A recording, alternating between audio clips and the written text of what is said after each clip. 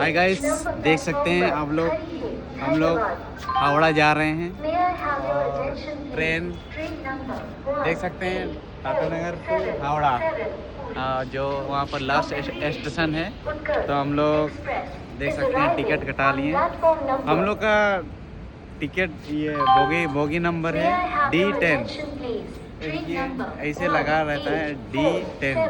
आप लोग भी जब भी आएंगे ऐसे साइन बोर्ड लगा रहता है D10। यहाँ देख सकते हैं।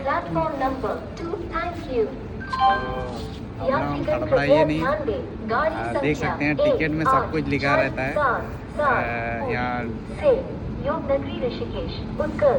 यहाँ पर टिकट में देख सकते हैं, टिकट में सब लिखा रहता है D और D10। देखिए नंबर भी सब कुछ लिखा रहता है, तो आराम से चाहिए और सफ़र कीजिए। ऐसे ही वीडियो के लिए बना रही है। Thank you.